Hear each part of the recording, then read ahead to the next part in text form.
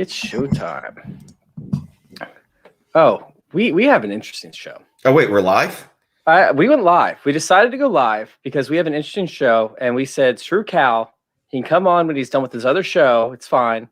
Everything's fine. We'll be able to manage without Cal, I think. I hope. I don't know if that's going to happen or not. It might go up in flames without him. Cal, if you're listening, we need you. We need you, bud. No, he said he was going to be late. It's all good. Man, I'm stoked for the show. It's been a minute since I had Matt on with me. Very excited. It's been like, what, 6 months, Matt? It's been a while. I might have made a couple pop-in appearances here and there, but I can't recall.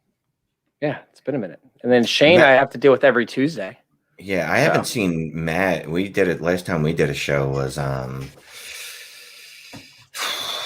don't fucking know. I don't keep track of shit like that. It's been a while. I'll say that. Matthew, you're looking well. The beard is impressive. That's all I got. That's all you got. That's all there is about me is the beard, to be honest with you. So I'll take it. I don't think that's it. That's not all. Come on, you're selling yourself short. That is definitely not all. Get out of here with that noise. One of my favorite people in the entire industry. And on that note, let's go ahead and get the show kicked off. Right what are we talking about tonight? Why don't we tease it? Oh, we got to tease it before the song starts? Tease it, yeah. Oh, do it. Tell me how to tease it. I've never teased before. Oh, what are we going to be talking about tonight, boys? Is it running backs? Is it top 12 running backs in ADP of 2022?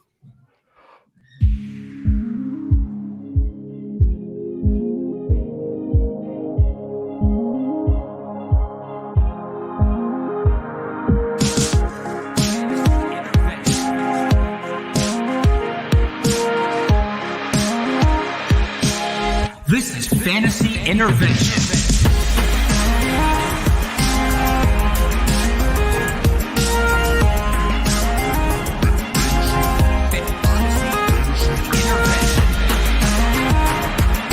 Now here to intervene with your fantasy life, Shane Manila, Jacob Sanderson, and Chase Vernon.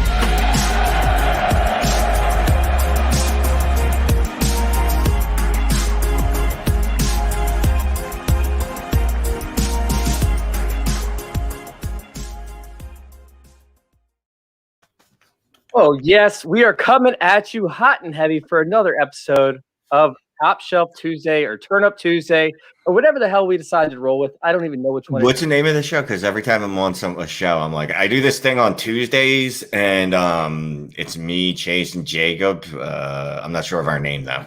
I still think that we need to come up with a better name, but Top Shelf Tuesday works for now. Last week it was Turn Up Tuesday. The week before that, I don't even know what it was. How about Taco Tuesday? I love tacos. Oh, that's next week. We call it Taco Tuesday next. Should we just bring tacos next week and eat tacos on the show and just annoy everybody while we're crunching in their ear? Yeah. No, that's good radio. And Jacob has really aged a lot. Studying for his bar exam has really aged him. Yeah, Jacob, what's going on down there, man? You grew a beard and everything. Well, I think I'm a week early here. I'm missing Taco Tuesday. Is that what we're going with now? What's up, Matt? How you doing tonight? Another day older. Another gray hair popped up, so we can't really complain too much because no one's going to pay attention to me if I did. So, yo, what's up, Facebook user? I have no idea who this is, but I think that there's a way to actually get you approved. Just follow the StreamYard instructions. I don't even know. But yeah, big shout out to Matt Donnelly from Dynasty Vipers in the house. Matt, real quick, you want to let everybody know where to find you? Yeah, you can check me out there at Matt Donnelly FF. I simplified it. The artist formerly known as Dingus4 has now grown up a little bit before your very eyes over the last year. So you get Matt Donnelly FF or over at the at Dynasty Vipers. You can check out both those accounts there, dynastyvipers.com. We've been putting out some new material. And obviously the Viper Cast on YouTube. I don't know what that link is, but you want to make sure you get on there, hit that subscribe button so you don't miss some of these guests we got coming up. We've got James Coe and Adam Ray coming on Friday, and then we hit you with Russell Clay again on the 26th and Scott Barrett on the 27th. So that kind of closes out our April, but April showers bring May flowers. We got some beauties coming in May as well. I'm excited for you guys. You guys are over there crushing it for the Dynasty Vipers. And then, of course, if you guys are in there commenting in the group chat, because I just saw that it was John Johnson, go over to youtube.com/fantasy intervention so we can actually see your pretty faces and know your pretty names. But speaking of pretty names, we have Shane is the worst in the house with us for, yes, another Tuesday. Shane, what's going on, man?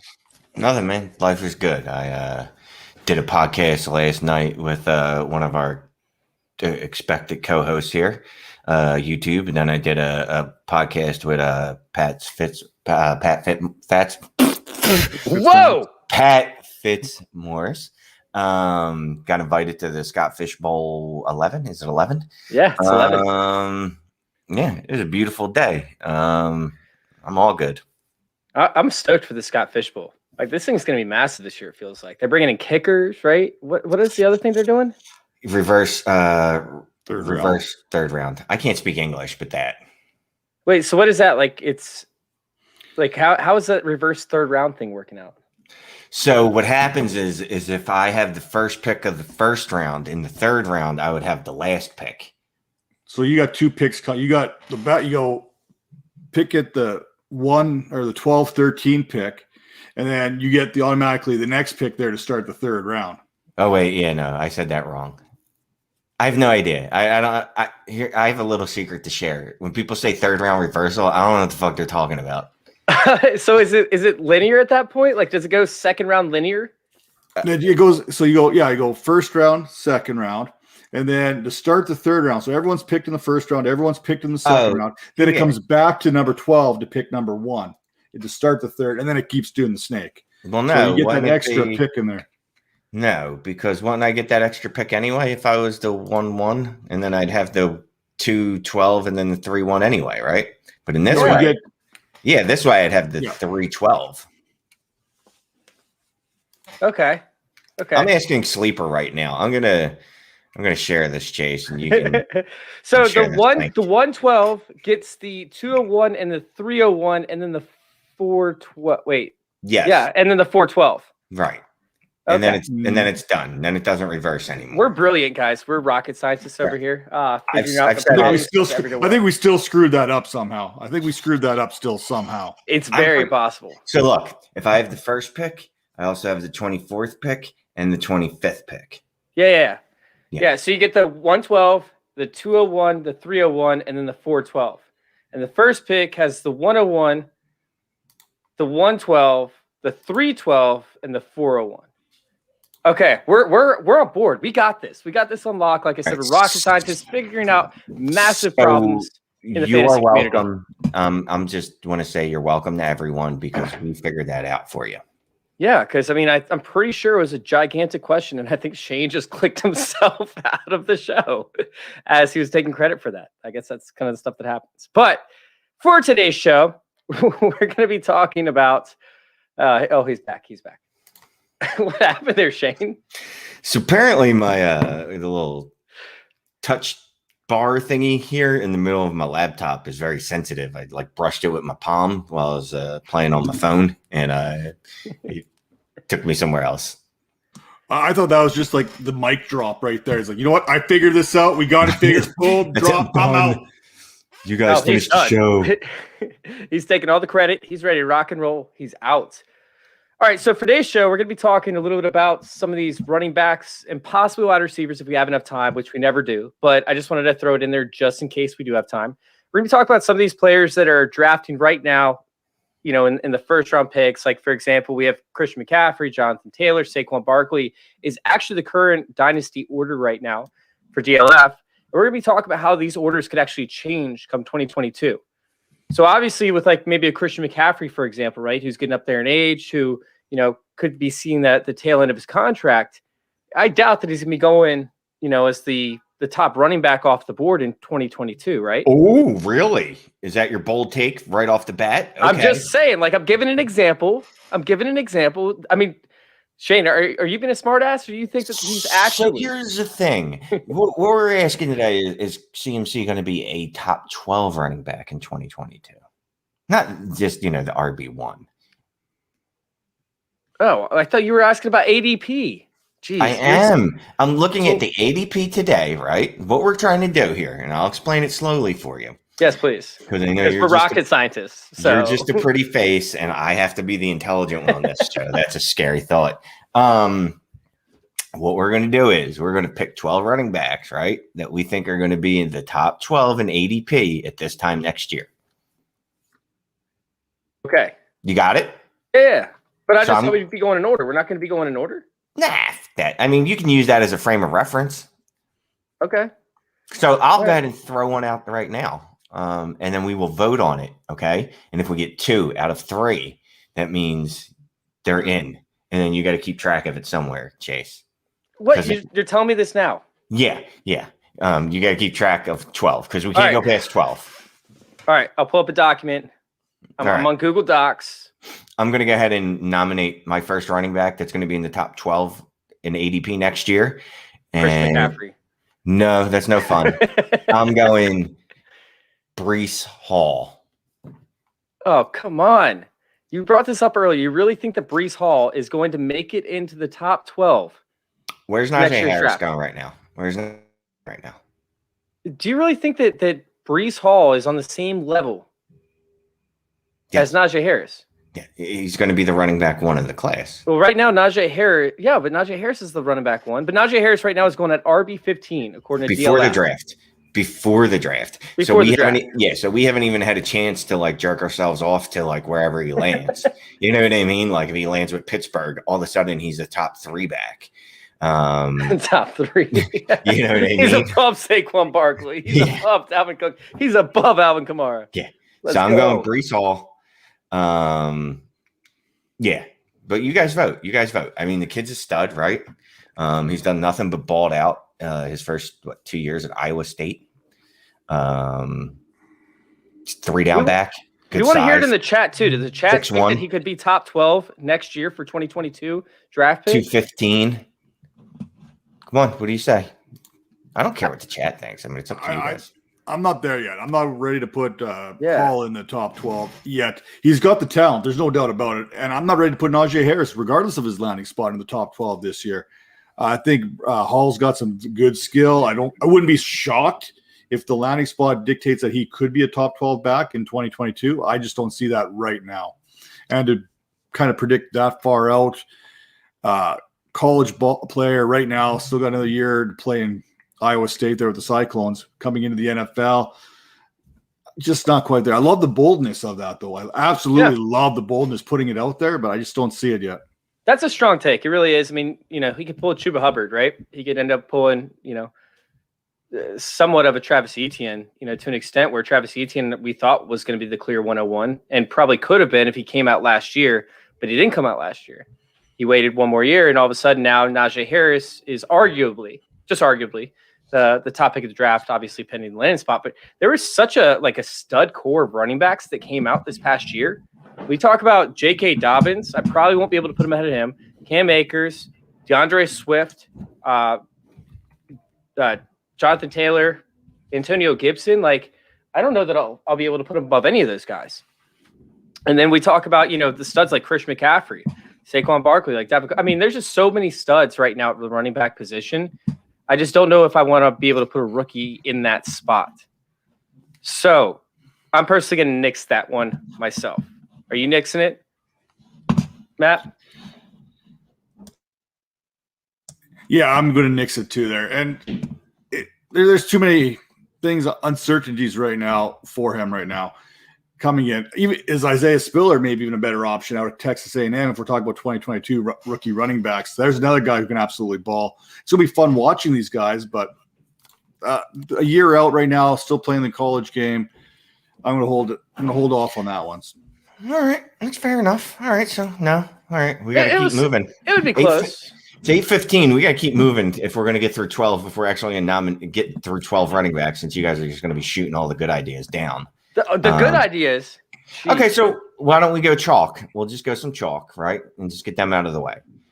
Christian McCaffrey. Yeah, he'll probably be in the top 12 next year, right? Yeah. Yeah, he's only 24 right now. He's turning 25. Right? Yeah. He missed a season, so he's got one less year of tread on him. Yeah, he's guaranteed. I think he's still going to be the RB1 in 2022. Okay. And we're going to welcome at Calvin and Hobby. Cal, how you doing, my friend? I'm doing well. Thanks for having me. I appreciate you having me on. Where might we know you from? You might know me from dynastyleaguefootball.com on the YouTube channel and with the Dynasty Vipers with Matt Donnelly and co-host of the Vipercast, where we have a lot of really cool things. Awesome. I love it, man. And I'm excited for you guys over there, Dynasty Vipers. We were talking about it earlier. You guys have a killer schedule coming up for the end of April. And from what we heard, it's pretty killer for May as well. But I don't know, Calvin, if you want to let's go with Matt. Let's have Matt actually throw a name out actually next, and then we'll have you throw one out afterwards. I like how Shane was getting a little bit of bold here, kind of digging a little bit deeper, trying to find that guy. Let's see. Let's dig. Let's see what we can find here, because there's no one really that really shocks me, but I want to knock one guy out of here that's currently in the top 12 that I don't know how you guys feel about him. So I'm going to say no to Derrick Henry in 2022. It makes sense to knock him out. You're talking about, go ahead. He's already 27, probably 28 by the time 2022 runs around. We know he's going to see 300 plus carries likely this year, or touches this year. There's a lot of wear and tear on him. He's a beast. He's a different breed altogether. But at 28, I think we've kind of seen peak Derrick Henry possibly, and he's a candidate for me to move out of the top 12. I think with projected value, I think that you almost have to, because at that point, everybody's going to be too scared to make a move for him. His value is just going to decline. And we're going to see something similar to what we saw with Todd Gurley, where 3 years ago, you'd be getting 2 first-round picks for Todd Gurley. Now you're not getting anywhere close to now you're not even probably going to get a third-round pick for him. But essentially, we saw that rapid decline just approach very fast, and people are probably afraid of that. And I'm not saying that Derrick Henry is going to fall off as quickly as Todd Gurley did, because I do think that there's potential for him to continue somewhat of a similar trajectory, but people are still going to be too afraid. So I think that value is going to decrease significantly, which is going to scare people away from drafting him inside the top 12. I don't know if you can call this, but he can do push-ups on a Bosu ball and a band, and a chain on his neck. So obviously he is immune to all of the aging and all of that normally happens to a running back. So yeah, he's not going to be top 12, and there's too many carries. It's adding up too much. He's human, and not top 12. I think he'll be in top 12 in production easy, but yeah, his age, we already want to fade him anyway. You know what I mean? Because if he wasn't 27, if he was 24, which again, if I didn't have, the whole if stuff, but if he was 3 years younger, there's no way that this guy's not the running back one. But yeah, I completely agree. He'll be outside of the 12. Just while we're at it though, since we can do this, how about Zeke? Yeah, Zeke's going to get booted out unless he ends up having a phenomenal year. If he has a phenomenal year, I think that he could actually stay in there, but he's going to need receiving production. That's going to be the key. We're not talking about his rushing yards or anything like that. I think that he could still go top 12 next year if he sees an increase in receiving production. Correct me if I'm wrong. So I'm going to put Zeke back in my top 12 for 2022 because Dak is back. And Dak in the lineup and Elliott in the lineup is two totally different things. When Prescott's in, Elliott's production goes up. So I think you can still see him getting that top 12 running back ADP in 2022. How much longer he plays after that, I don't know. I think he's going to have a good year this year, which will shoot him up the boards. He's probably going to be looking at about running back, probably I bet you 7 or 6 even, as far as ADP goes into when we get to 2022. He's coming off a bit of a down year, but that's because there's no Dak. Yeah, I mean, he still was top 3 or top 4 in running back targets this past season, even without Dak being in there. In fact, he had more targets in less games this season than he did last season. But they're adding talent, which makes me a little bit hesitant, but that could also increase efficiency, which you've seen in the past when you have to lean on a running back. I don't know that Tony Pollard's going to be there. I really don't. I think that they could restructure Zeke's contract in a year or two and, elongate that contract to make him stay in Dallas even longer, but for a cheaper price. And I think that Zeke would do that so he doesn't get cut, because there's no way that he's going to get anywhere close to the same amount of money that he got from Dallas or fit in a system better than he fit in Dallas.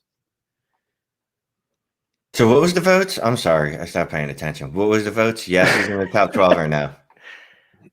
I'm going to say right outside the top 12. So he's going to be no for me, but it's going to be like 15, maybe 13. Don't equivocate. I'm saying no. Don't do that shit, man. Take a stand and fucking stand behind it. No, Zeke will not be in there. Matthew says yes. Cal? I agree with my co-host over there from Vipers. I think he's going to be back in the top 12 because I think this offense with Dak under center is going to be really good this year. I think people are going to look at his finish. If he does anything close to what he did when Dak was in the lineup last year, I think it was like 25 plus points a game with Dak and like 13 without him.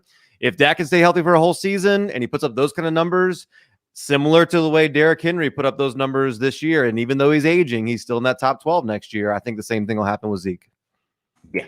I'm agree with you guys. Zeke's in the top 12. So there, we got CMC and Zeke. Okay, cool. Well, Chase, let me know. Originally, this was going to be a 3-man thing, remember? So I was about to switch my answer because I was right there on the borderline. I was going to originally vote against Zeke, but I didn't come up with what we were supposed to do in the situation of a tie. So I vote for Zeke. You want to play rock, paper, scissors on a live show? That would make for great radio. No. All right, who's up? Cal's next. Does Cal even know what the premise of the show is since we made it up like 3 minutes before the show started? I got it. It's like that every week, though. I just kind of make stuff up as I go, and he adjusts on the fly. That's because he's a professional. Yeah. That's how he rolls. I'm going to throw Nick Chubb out there. I'm going to talk about him and say that he is going to also be in the top 12 next year. He is behind a great offensive line. He's in a great system. I love Kevin Stefanski. I love the way that they're utilizing him. And I know Kareem Hunt is there, but it didn't stop him this year. I think the production is going to be there. A little bit of increase from Baker, hopefully. Some better weapons in the passing game should help him.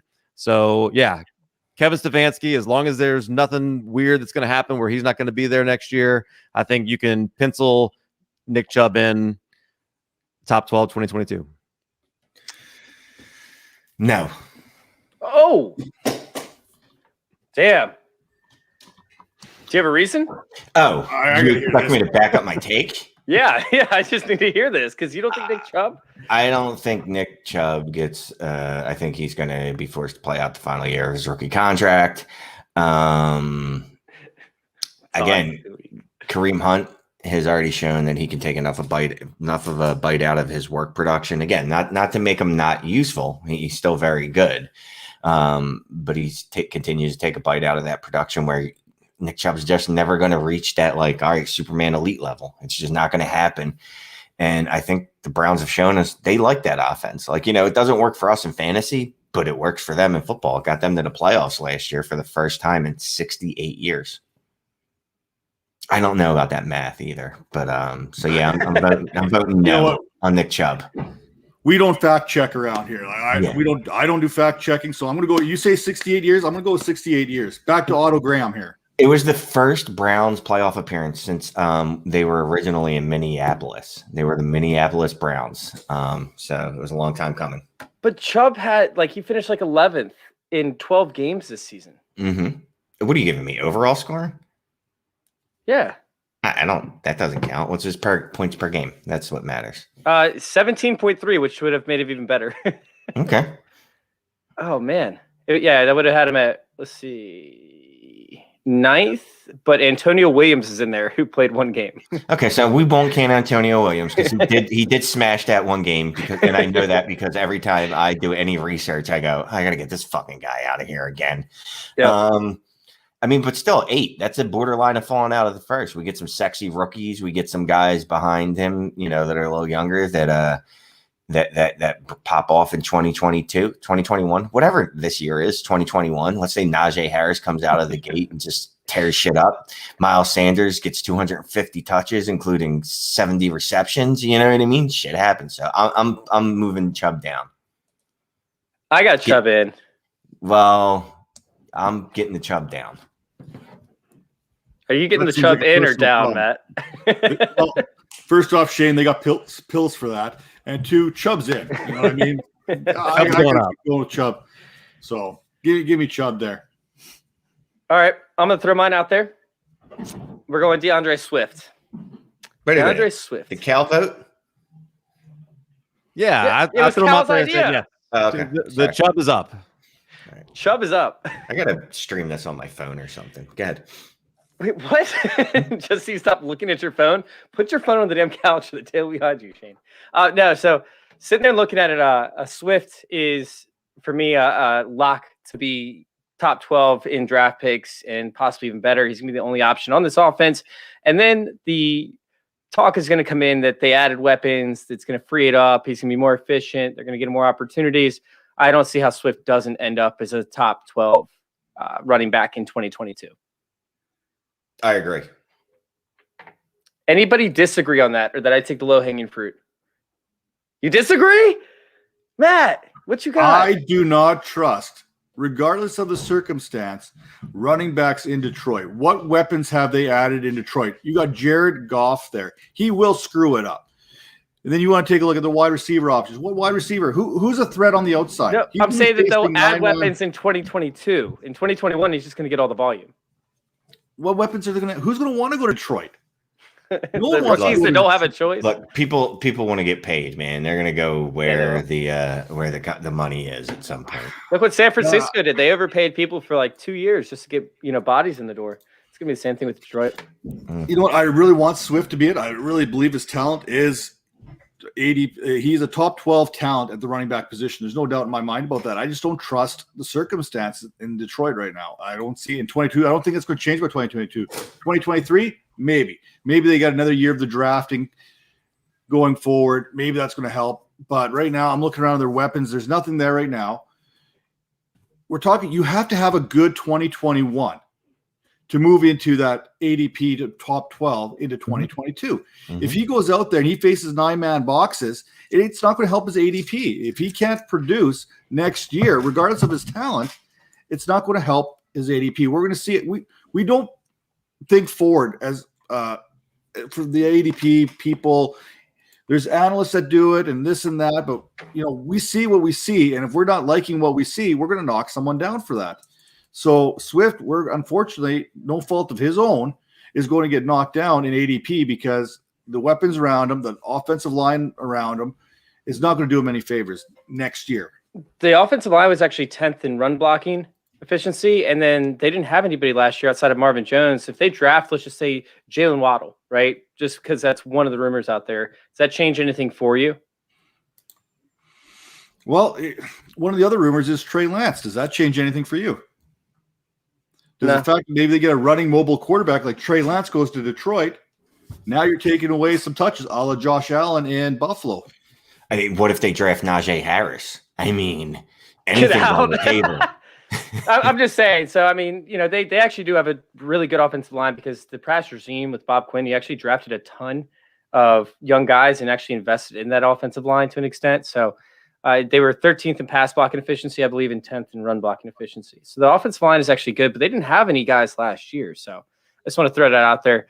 Calvin, you're the deciding factor. I don't see any chance that a 23-year-old DeAndre Swift isn't in the top 12 ADP in 2022. There's no way. I think he's there. If nothing else, the hype around him is going to be good. Things would have to go so desperately bad for him this year for him not to end up there. It is Detroit. And nothing good's coming out of Detroit since Axel Foley. Detroit's not going to be good, but it could end up with more opportunities for DeAndre Swift to succeed because it's only going to be him and Hawkinson, possibly. If they don't add those weapons. What you got, Shane? Fun one. Are you up? Is it your turn? I have no idea, but I'm just going whenever I feel like it at this point. What about? And I don't think he will be. Fuck this guy, Cam Akers. In Cam, I trust. Fire it up, baby. Cam, who ran for less than 500 yards in his rookie season. Most of them came at the end of the season, too. Yeah, when I was on the podcast with Pat Fitzmaurice last night, we were talking about Cam Akers' stats, and his stats hit the exact right time, man. Like he blew up in the fantasy playoffs when, obviously that's all you remember. And then in the playoffs, he had at least one monster game, 2 really good games. So that's definitely sticks in people's head, which probably explains why he's the running back 6 right now. Yeah, he blew up in the ADP, by the way, over the past 2 months. Like he was sitting there like 12, 14 range. He's shooting up boards right now, and I think it's just because they have so many holes, for the Rams that they're probably not going to be able to add much other talent. So it's going to be a very similar offense outside of maybe the offensive line. I do like Cam Akers. He's rising up the boards for me as well. I just think he's in the opposite situation what DeAndre Swift is in. You got Matt Stafford. You got a better quarterback, obviously. We can agree Stafford's better than Goff, right? That's pretty much it. Yeah. And we can agree that Robert Woods and Cooper Kupp are two pretty solid wide receivers. So he's not going to face those 9-man boxes that I think DeAndre Swift's going to face. So he's going to have more opportunity to bust a play every now and then. And I think that's what's going to help him up. Do I think he's RB6? No. Cam Akers is not RB6 right now. He's probably in that RB10, RB11 kind of range for me right now. But okay. I think he's definitely in the top 12. I disagree with Matt, and I agree with Shane here. I don't think Cam Akers is going to end up being in the top 12 next year. And really, I think I lean towards what Shane is saying. I don't think we've seen enough to be able to say that he is going to be able to be one of the top 12 most talented guys. And that buzz where right now, like he's so high up, can have that slingshot effect where if he doesn't produce to that level, all of a sudden now people are going to be under in the same way that they did with CEH last year. I think he was overdrafted last year. He's being underdrafted this year, probably. I can see the same thing happening with Akers. Yeah, Miles Sanders is probably going to have that same effect. That's a great point, Calvin.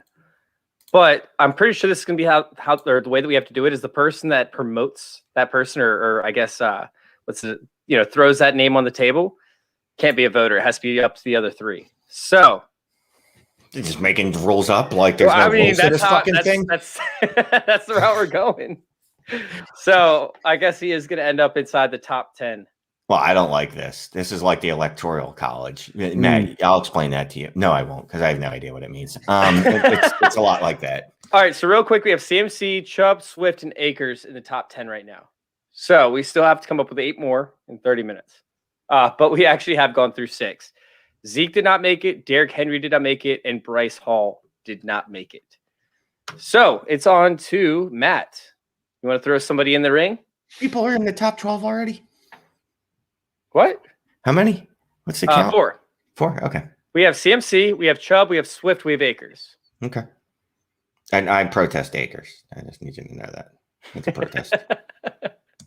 You're on strike. We'll think about maybe coming in there when we start knocking guys out left, right, and center. Let's speed this up a little bit. Jonathan Taylor, I'm pretty confident we're all in agreement. He will be there. Yeah. Yes, he will. Because he's really good.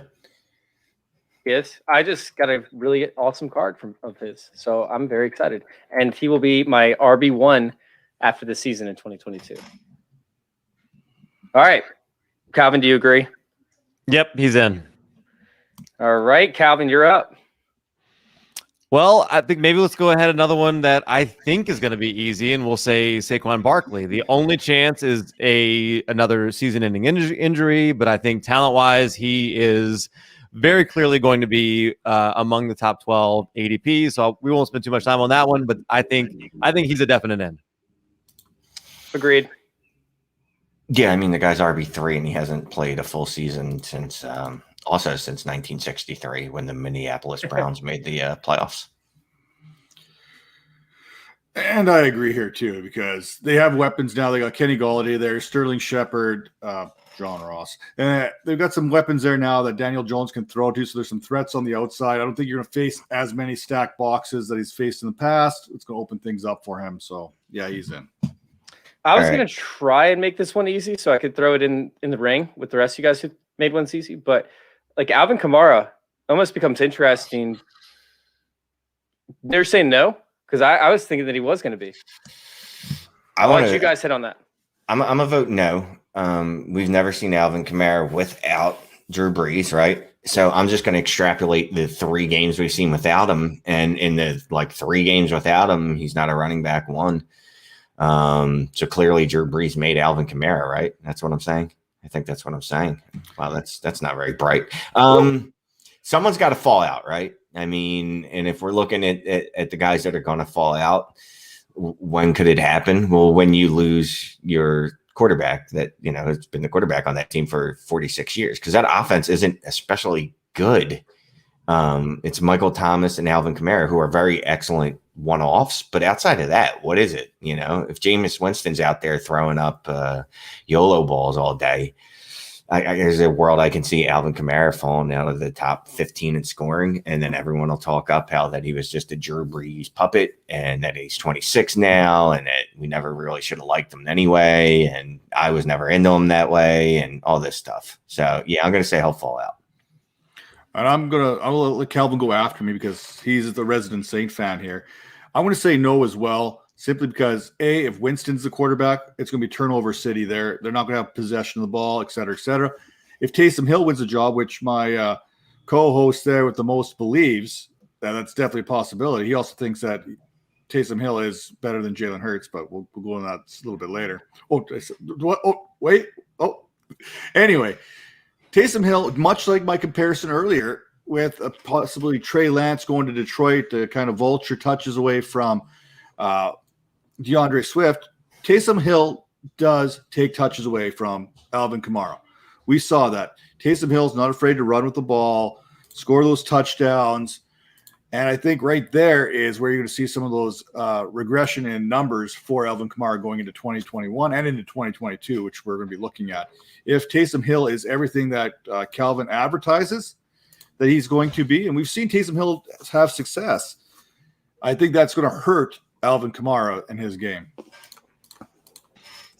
I won't get into my Taysom Hill takes because that would take too long. But Alvin Kamara out of the top 12. I think he's always had to be super efficient with his fantasy points on his touches. He has never been a guy that is like had enough volume to actually look like he's going to be a top 12 guy. So if all of a sudden this offense looks a lot different than it did the last few years, I think it's I'm not saying it's Drew Brees made, but I think the offense is absolutely going to look a lot different without your Hall of Fame quarterback. And I think it's fine to think that it's going to be less than it was. And I think that has an effect on him, his touchdowns, things like that. So yes, I think he gets knocked out of the top 12. And just real quick for the audience, just want you to know, I'm just playing devil's advocate when I'm throwing out these hypotheses. It's not how I truly feel, but I could see that this is like some of the things that people might be spitting out next year if Kamara were to have a bad year.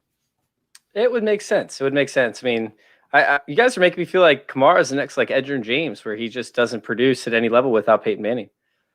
Well, I mean, Edge was more injury related, to be honest. I honestly don't remember. I think that was slightly before the time that I started paying attention to that kind of stuff. And didn't he make the Hall of Fame anyway? Wrongly?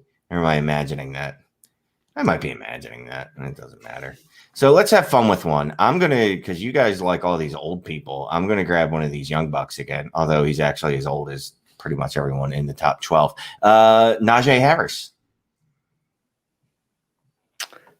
He will be. Very plain and simple. I love it. I love Najee Harris. He's not as high up as like DeAndre Swift in my book or like Jonathan Taylor, but he's up there. Okay. Well, that was an easy one, apparently, because Cal was shaking his head yes. So. Yeah, I agree. And I honestly don't think it matters where his landing spot is. And I don't even think it matters very much about what his production looks like this year. I think, the hype is going to be there. And, just like we have Cam Akers in the top 12 right now, even though, like you said, Shane, he didn't produce a whole lot. I think there's going to be enough flashes that people are going to draft him in the top 12 next year for sure. So unlike Hall, we'll have a whole season of Najee Harris in our heads. Calvin kind of hit on Cam Akers. DeAndre Swift is currently RB10. Jonathan Taylor. The only rookie that was basically that we were high on last year that kind of dropped out of there is Clyde Edwards-Helaire. So if Najee lands anywhere and gets any kind of touches and stuff, and maybe actually is effective from the 1 yard line and in, we're going to see Najee Harris in the top 12 because we'll have an opportunity to see him. We'll get a little bit of a flavor for him, and that's going to slide him in. Where Bryce Hall will be coming in as a raw rookie. Like right now, you're not going to see Najee Harris in the top 12 for me in ADP before he plays a snap, and that's going to be what's going to happen with Bryce Hall as well. But Najee Harris will have that one season under his belt. We'll be excited for him. We'll want something more for him, and he'll somehow squeeze himself in there. I like it. Plus, if we've already knocked Derrick Henry and Alvin Kamara out, someone's going to slide in there, right? Yep. How about Josh Jacobs? Let's go, Josh Jacobs. What do you think, people? Josh Jacobs going to make it in there? Get the fuck out. Okay. Sorry. How about Bijan Robinson? He's not eligible. Isaiah Spiller? How about Nope. Kenyon Drake? Jeez, guys, come on. Give me something to work with. All right. Antonio Gibson. No, he's the RB11 right now. So he's teetering. Right? He's already like, people are like, well, I got this guy in the 3rd round of the draft last year. They went and signed Curtis Samuel. For some reason, they brought J.D. McKissick back. Like, are they really going to pigeonhole Gibson into a 2-down grinder role? Like, is that what they're going to do? And then if they go out there and actually do it, I could see him taking a big tumble. You are out, Mr. Gibson. Out. Man, I never thought I would agree with Shane more in one show than I have tonight already. This is insane. There may be something wrong with the universe being out of balance right now, but I agree. I don't think Gibson's in. So right now, depending on how you guys vote, but we're looking at Elliott, who's in the top 12. We're looking at Henry in the top 12. We're looking at Gibson in the top 12 at number 11. And Kamara, that's 4. There's 4 spots open right now. We have only slid Najee Harris in. So I'm going to be interested to see who else can slide into those final 3 spots. But right now, for me, Gibson's out. Borderline right now. What do they got at quarterback? They got Ryan Fitzpatrick back there. Are they going to have a competent quarterback coming to 2022 for us to get excited about? I don't know. I think Gibson is absolutely in. He was almost top 12 in his finish last year. I think he's younger than Najee Harris. He was learning the running back position. He is now. There were some rumors up there in Washington there, Chase, about Travis Etienne being on the radar for the Washington football team, which that would obviously kill that. I don't know why they didn't utilize him in the passing game enough last year, or more than they could have. I think if that continues, you could see it borderline. But I still think, I think he's going to be a really good running back and finish in the top 12, or have an ADP in the top 12. All right. First off, all up to you, Chase. All up to you homer. Oh, you already know where I'm going with this one. But first off, he already had a tough schedule as it is for running back with no offensive line. Hopefully they improve that. The defensive line schedule actually got easier as the season went on, which is kind of when Gibson broke out. So I can understand how some people would counteract that. However, you're talking about a wide receiver who only had 36 receptions because he didn't know how to pass block. He didn't know how to exit his routes from the running back position. Obviously, J.D. McKissick saw 86 receptions, I believe, or was it 86 targets? Either way, you're talking about a massive, massive amount of targets or receptions or work in the passing game that he will see moving forward once he actually has an offseason to work with this offense. They love using the running back position, out of the backfield, regardless if it was Mike Tolbert, if it was Jonathan Stewart, or if it was D'Angelo Williams back in the day. They still loved utilizing that position, and I believe that's going to be the case moving forward. And I think that he might end up getting used in the slot a little bit more, pending how they use Curtis Samuel. If they draft another wide receiver, then you can just go ahead and trash that concept. If they grab like a Terrence Marshall type player. But if they don't, and they start to use Curtis Samuel on the outside a little bit more, you could start to see some more slot opportunities coming for Antonio Gibson. I think that he's a lock. He finishes RB 13 this past year, playing 14 games. I think that you could see that as a guarantee as a minimum with his usage going forward. There's not too many guys that are 6 foot, 230 pounds that are pretty much built like a bowling ball and who can also beat the Philadelphia Eagles defensive line on a regular basis. No, that was uncalled for. I mean, your vote's already stupid. I just wanted to throw the cherry on top. Frivolous anyway to begin with. They do love shared backfields. You mentioned that, right? Like the entire Ron Rivera regime, his whole career, he's like, oh, no. I don't need one guy. I need 2 guys. I need a really good guy, and then this guy is nowhere near as good, and I'm going to play him a lot. Hey, J.D. Barber. Get out there. Yeah. So, look. Peyton Barber or J.D. McKissick. I don't think that it's going to be utilized in the same way, though. Fine. So you put Gibson in because you're a homer. That's fine.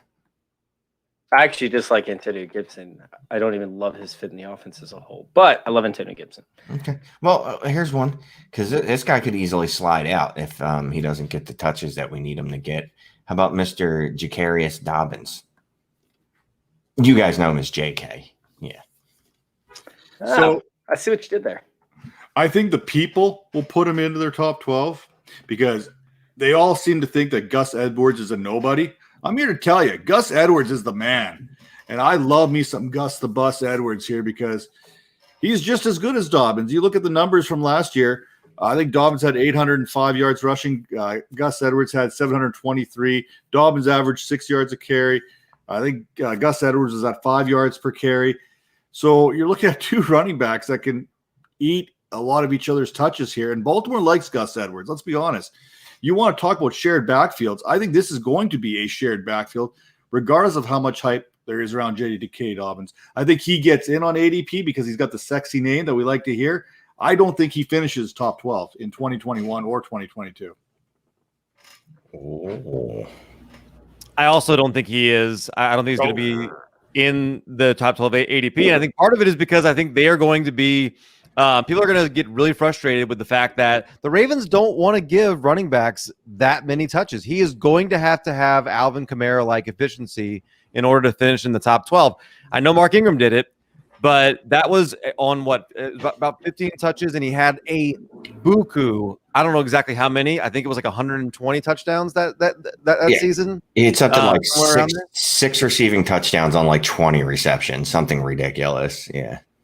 Right. And I think he would have to produce in that way in order to be able to finish top 12. And you're going to see a lot of people on the timeline on your Twitter account during Ravens game, prime time, talking about how come they're not giving the ball to Dobbins anymore? How come they have Gus Edwards in there? How come they're running Justin Hill or whatever his name was? We were excited about a couple of years ago.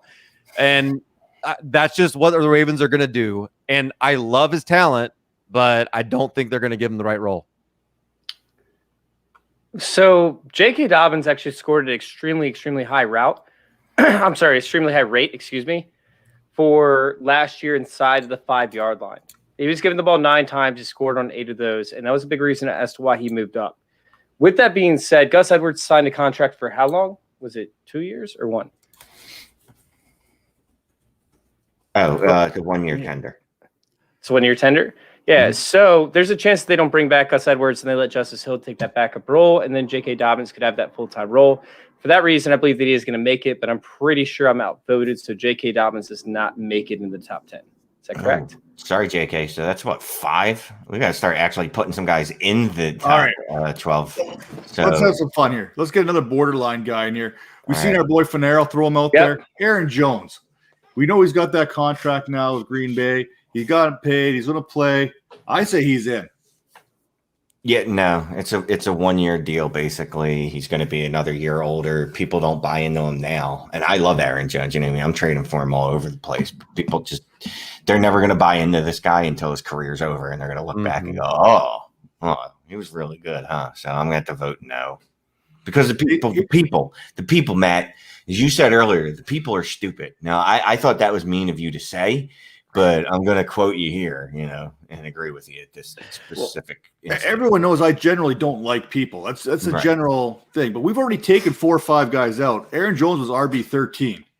Someone's got to come back in. We just talked about someone's going to slide back in. If we're not careful, we're going to slide Clyde Edwards-Helaire in there, and that's just wrong. Well, God. I was going to say Clyde Edwards-Helaire. I mean, he's still everything that we liked about his situation last year. Is still there. He's still on one of the most highest scoring offenses in the league. He's still a receiving back. Damian Williams is gone. Now they have the other Williams, the Darryl, the lesser of the Williams, like the third best Williams is. I mean, I could see CEH sliding back up into the top 12. Look, we want to believe because as much as everyone trashes his year last year, it really wasn't that bad, and he's still the RB14. Gotta use your brain. Don't think with your hearts, gentlemen. I hate that take. I hate you. Oh, sorry. I just don't like Clyde Edwards-Helaire. I'm even more nervous that somehow you guys are going to find a reason to put David Montgomery in the top 12, which is going to crush my soul. I'm going to do it just because. Oh, I know it's coming. I know it's coming. I thought you guys were going to leave for like the last one. Like we get to 11 that are actually what's the final vote on CEH? No. Are we voting on him or Aaron Jones? Aaron Jones was supposed to be the vote. Yeah. Well, I guess I'm going to have to vote. I'm going to change my vote for Aaron Jones because you guys won't vote. You guys are hard. Like, Jesus Christ, thank God this is an American Idol because no one would have got through to freaking Hollywood. Like, literally no one. The whole season would have been like one episode and been like, yeah, no one made it. So I think next year. Aaron Jones is a little pitchy for me. So no, I'm going to say no on 27-year-old Aaron Jones. And I'll say yes on Clyde Edwards-Helaire because I agree. We're going to have enough hype. He's going to be young enough. And I think they actually start using him in the passing game this year, and that makes a difference. All right, and Chase, I'm going to make an executive decision. This is my fucking game. Clyde Edwards-Helaire is in because we've already voted 2 borderline guys that I nominated out just because I voted for them. So CEH is in. So fuck off. All right, so we have 3, 4, 5, 6, 7, 8, 9, 10. We have one more person that gets in because I know you guys are already going to put David Montgomery in spite of me. Miles Sanders. I was going to say Miles Sanders next. Miles Sanders is going to make it into the top 12 after this upcoming year because they're going to realize that he never got utilized for Philadelphia at all. He was most efficient running back this past year, and yet he still did not get touches. So, yeah, Miles Sanders is a yes for me. Yep. That's it. That's 12, right? Could we already do Dalvin Cook? I think we all see. No, we didn't do Dalvin Cook. Oh, spicy right here. Kick it spicy. Ooh. They might be rolling with Mac Jones in 2022.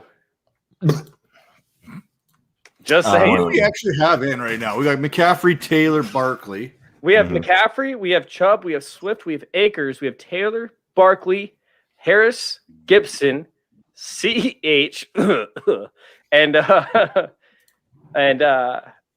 Miles Sanders, and then you guys are probably going to end up making the last one. I'll throw up a proxy vote. We can replace CEH with Breece Hall if you would like. I would rather do that for sure. Fine, Breece Hall it is. I'm sorry, CEH, you are out.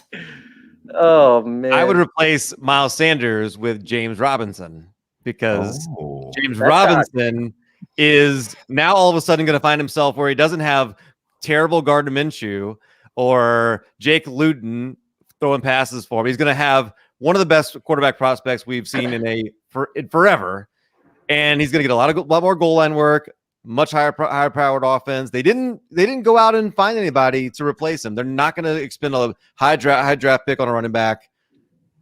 James Robinson is going to be in the top 12. Calvin, you know I can't argue with that. You know I love James Robinson. There's no one I love more than James Robinson. Yeah, you do. Here's the thing. Jacksonville has a chest full of draft picks going into 2021, and they're going to hopefully, if they hit on half of them, they're going to have a pretty good team. Trevor Lawrence, or you know what? Let's go crazy. Let's just say Jacksonville goes stupid and takes Justin Fields because Urban Meyer likes to play with speed. I don't know. I'm just throwing that out there for fun. But Trevor Lawrence is the quarterback. They go out there. They add some players on defense. They go and get Trevin Moehrig out of TCU for this safety. They start to fix that defense a little more. It means they get some more touches on offense. There's going to be a regression in touches for James Robinson. They're not going to want to give him what they gave him last year just to kind of try and save him a little bit. But, yeah, I think James Robinson's a top 12, and I think we got to stop hating on him. So Dalvin Cook's getting voted out? Now, we might have to revisit this whole thing. Miles Sanders out. Miles Sanders has to go. But we already voted him in. Executive decision. He stays in. James Robinson does not make it because James Robinson forever, and it's not his fault, will have the UDFA stink to him. Yeah, it'll be like the Chris Carson stink. Where every season we will go, yeah, he's really good, and he hasn't done anything to lose his job. But they have a high draft pick, so of course they're going to replace him because that's how our brains work. It's the Chris Carson corollary, like where they drafted a running back in like the 5th or 6th round, or even the 4th round, or the first round with Penny, And all of a sudden, Chris Carson still has never done anything to lose his job. In fact, just got re-signed with a contract, and yet still Chris Carson gets disrespected. And that is, I love James Robinson. I think he's a very good running back. I just think he's going to literally stay his entire career with like that third round ADP in startups. Yep. Maybe fourth. All right. So Miles Sanders was our last one that made it in. So then Dalvin Cook, obviously, we made it in, right? Do we need to vote on Dalvin Cook? Dalvin Cook's in for me. AJ Dillon. 2023. Now, Yes. when Aaron Jones is a free agent for a week and a half, then AJ Dillon's it's going to spike again. What if AJ Dillon just melts faces this year? I mean, it could happen. I mean, Is there any way, shape, or form that AJ Dillon could be a top 12 pick in startups in 2022? Not unless there's a horrible pandemic that kills half of the National Football League. You're really gonna put that? You're really gonna put that juju on us after 2020? I knocked on wood. That means it can't happen now. God. So no, there's not. He was trending that way already this year, right? I mean, when people thought Aaron Jones was gone, he was trending that way. As you said, the Aaron Jones contract is only really a year. So I can see it happening. I'm not saying it should, but I can see the series of events that would take it there because we just saw it. It is 2 years. So if they cut Jones in 2020 after 2021, they still see 10 million dead cap and they save no money. So they have to wait till 2022 where they can cut him and save 65 or 6,500,000. But yeah, it's like it's going to take 2 years. Like this pretty much did the same exact thing that happened with Derrick Henry, with the Titans, where McCoy ended up having, or was it McCoy? No, it was DeMarco Murray. DeMarco Murray, who ended up getting the new contract and just kept on, pushing Henry back a year, pushing Henry back a year, pushing Henry back a year. So I feel like it's the same sort of play. Now, I'm not saying that AJ Dillon's Derrick Henry, but. So no, you're definitely saying that AJ Dillon's going to have the career arc of. Yes, he could have the career arc. That is very possible. I heard AJ Dillon's Derrick Henry. That's all I heard out of the whole thing. Great, that's the show name. Chase predicts that AJ Dillon is Derrick Henry. Oh, I can't wait to hear that. All right. So, do we have anything else to add outside of the fact that we left Dalvin Cook? We nixed one of the best running backs in the league from being in the top 12. No, he's in the top 12. I thought we nixed him. No, there was 11 guys. Miles Sanders was the 11th. I thought we were putting David Montgomery in there just out of spite of me. No, we're not fucking doing that. Look, I do stupid shit, but I'm not putting my stamp of approval on that. Matt wants to. Matt wants to really bad right now. Well, he can put out his individual rankings. I'm throwing it out. I'm throwing out the name David Montgomery. Shane votes no. Matt votes yes. Calvin. No, absolutely not. He's going to have to do something against somebody who's not the most terrible run defense in the league before I think he's top 12. I totally thought you were going to mess with me and put him in there. No. All right. So let's go ahead and end it. Finish this episode up. Calvin, where can we find you, man? What you got going on?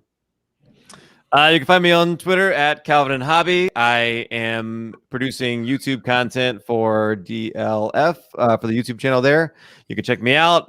In fact, we just did a 2020 redraft with Shane and Tyler Karp, and you can find us that on the YouTube channel. We did it yesterday and the week before on DLF Weekly. That's going to be a weekly show we're doing. Also for the draft on Thursday, we are going to be doing me and Addison Hayes. We'll be having guests on all throughout the night talking about the draft picks that are being made. And if you guys have not had a chance to do so, you have to check out the Dynasty Vipers Behind the Grind series because it is seriously been one of the most fun things that we've done. It's going to be a timeless thing. We talk a little bit about football and then a lot about the background of each individual person that we have on. And there are people like Bob Harris, people like, Paul Charchian, and just some of these amazing guys who have been in the fantasy industry for forever. We talk about their story, how they got in, they give advice to people. It's going to be something you can go back and watch every single episode for years. You need to go check it out. For years. Matt, do you have yours left, first off? Yeah, I don't even know if I could sell it any better than that. That was fantastic. That was amazing. I will be dropping a 7-round mock draft tomorrow morning. It's all ready to go. It's fired up. I predicted all 256 picks of the draft. So get ready for that monster to come out. Trades tomorrow. Included, right? No, I don't do trades. I'm just kidding. That would be a nice it was enough. I'm sure I left out some good players somehow, and I'm going to hear about it. But luckily, I'm not too worried. Check out the Dynasty Vipers, that team over there, Calvin, myself, and then, of course, the two newest members of our foursome there, Major Caldwell and Tara Roberts, man. You're going to be hearing a lot of them coming up. I'm telling you, they're smart people, and they're great people. So you keep your eye on them because they're about to blow up. Congratulations, man. That's awesome. Chase, who do you think is older, me or Matt? Wait, really? Wait, Calvin, are you older? Calvin, are you older? Assassin, yeah. Good genes. Yes. Also, I thought you were younger than I am. No, he also doesn't have 106 kids. Like Matt's got a hard living in him. You know what I mean? Yeah. Each kid adds like 7 years to your life, really. And I'm at like over 10. That's like 70 right there automatically. So, Calvin, you're not like 23. I thought you were like Jacob's age. Chase, you're my best friend, dude. Seriously, like we need to hang out. I thought you were like Jacob's age, man. That's crazy. Look, like Friday follows for the rest of my life for you, man. I don't know if that's a gift or not. I mean, those things, they keep you going. All right, Shane, what you got going on, man? I know you got a bunch of stuff you want to talk about. You want to let everybody know where to find you, everything that you're doing. You have stuff lined up, at the yin yang. What you got going on, man? I don't know. At Shane is the worst. Yeah, I tweet out things that I'm doing. So go follow those things that I'm doing. But also, I write for DLF. Mannequin Chill for DLF. Taco Tuesday for Join My Circle, our circle. Turn Top Taco Tuesday. Yeah. Turned up tacos. Yeah. Dynasty Trades HQ, some other stuff. Whatever.